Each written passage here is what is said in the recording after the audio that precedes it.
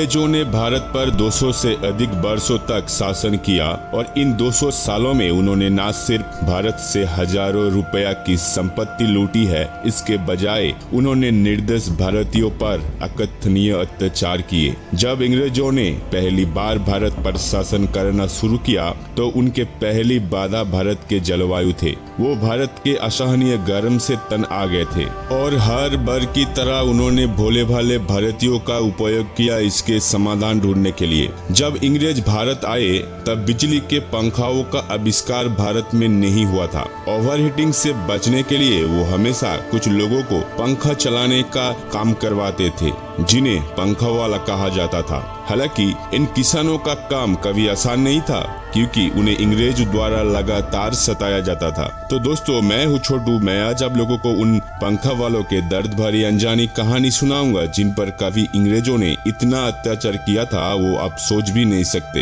इस वीडियो में आपको क्रूरता का एक ऐसा रूप दिखने को मिलेगा जिसे आपने पहले कल्पना भी नहीं की होगी। तो वीडियो को अंत तक जरूर देखें और अगर आप नया हो तो चैनल को सब्सक्राइब जरूर कर दीजिएगा ताकि सभी वीडियो का अपडेट आपको मिल सके। आजकल जब हमें गर्मी लगते है तो हम बस एक स्विच ऑन करके अपने पंखा को चालू कर सकते हैं, लेकिन एक समय था जब पंखा नाम की ये चीज मौजूद नहीं थे। लेकिन भारतीयों ने युग युग से इस वेदर को झेला है, इसीलिए गर्मी सहने का आदत हो गया था। लेकिन जब अंग्रेज भारत में आए थे तो वो भारत के गर्मी मौसम को सहन नहीं कर सके, इसीलिए उन्होंने पंखे का इस्तेमाल करने का शुरू कर दिया था। उन दिनों में पंखे लकड़ी के फ्रेम और कपड़े के बनाए जाते थे, जैसे कि आप अब वीडियो में देख सकते हैं। तस्वीर को देखकर आप निश्चित रूप से समझ जाएंगे कि उस समय किस तरह की पंखा इस्तेमाल किया जाता था। इन पंखों को चलाने के लिए हमेशा कुछ लोगों को लगाया जाता था जिन्हें पंखा वाला नाम दिया गया। पंखे वालों को काम था रस्सी को खींचना और पूरे दिन पंखे चलाना था।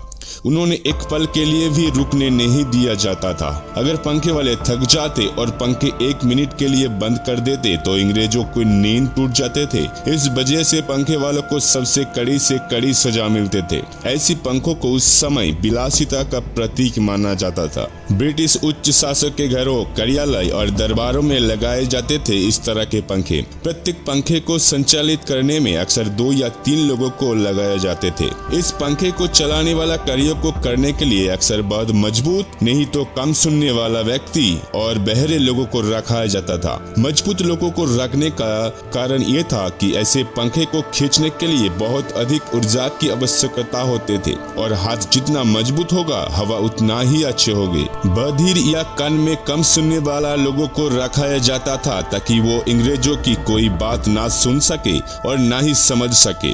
अंग्रेजों का कोई गोपन रहस्य को दूसरों तक पहुंचने का कोई मौका नहीं दिया जाते थे, इसीलिए पंखे वालों को अपने कानों में रुई से ढक देते थे ताकि वो कोई रहस्य ना सुन सके। और तो और घर की दीवार में एक छोटा सा छेद कर दिया जाता था और वहां से घर की रस्सी निकाले जाते थे और घर के बाहर बैठकर उस पंखे वालों को उस रस्सी को खींचकर लगातार कम करना पड़ता था। इन पंखे वालों का काम जितना आप सोच रहे हैं उतना आसान नहीं था। आप सोच सकते हैं कि दिहाड़ी मजदूर या खेतों में काम करने के तुलना में पंखा चलाने वाला आसान है। यह पंखों के रस्सी खींचने और पंखा चलाने के लिए कमरे के एक कोने में बैठना पड़ता है, लेकिन ये इतना आसान नहीं था कि आप जो सोच रहा है। अगर पंखे को रस्सी को खींच कर थक जाने पर ये कुछ सेकंड के लिए पंखा बंद कर देता तो उन्हें बहुत जतनाएं सहने पड़ते थे और अंग्रेज अपने सैनिकों के साथ उन्हें बुरी तरह से पिटाते थे। पंखा वालों को दिन भर कुछ भी खाना पीना नहीं दिया जाता था। कभी कभी तो ऐसा होता था कि पंखा वालों काम करते करते भूख प्यास से मूर्छित हो जाता था, लेकिन अंग्रेजों को तब भी उन पर जरा भी दया नहीं आते थे, बल्कि उन लोगों को वही छोड़ देते और पंखा चलाने के लिए नए लोगों का लगा दिया जाता था। आप सुन के हैरान हो जाएंगे कि कुछ उच्च अधिकारी अंग्रेज शासकों के घरों में 10 से अधिक पंखे होते थे। अंग्रेज कर्मचारियों ने इन पंखे को अपने बैठक कक्ष, भोजन कक्ष, शयन कक्ष और यहाँ तक तक कि स्नानागार में भी रखते थे और सभी घरों में पंखा को चलाने के लिए अलग अलग लोग होते थे। पंखे वालों जॉब के लिए हमेशा गरीब और सामाजिक रूप से पिछड़े लोगों को ही चुना जाता था ताकि इंग्रेज उन पर अपनी तरह अत्याचार कर सके और उन्होंने अपने हिसाब से कम करवा सके। पूरे दिन बिना भोजन के रस्सियों को खींचने में कितना मेहनत और कितने मानसिक पीड़ा सहने पड़ते थे ये केवल उन पंखा वालों को ही महसूस कर सकता है। उस समय की बात कर रहा हूँ जब लोगों को पता ही नहीं था कि मानसिक टॉर्चर क्या होता है। इस प्रकार के पंखे का इस्तेमाल सबसे पहले केवल अंग्रेजों ही करते थे ऐसा नहीं है। लगभग 3000 साल पहले ग्रीक और रोम के लोग हवा देने के लिए बड़े पत्तों का इस्तेमाल करते थे और इस पंखों को उड़ाने के लिए एक टीम का इस्तेमाल किया जाता था। हाथ के पंखे सबसे पहले एशिया में जापान में पाए गए थे। 6वीं शताब्दी के शुरुआत के आसपास इस हैंड फैन का आविष्कार किया गया था। इस हैंड फैन अभी भी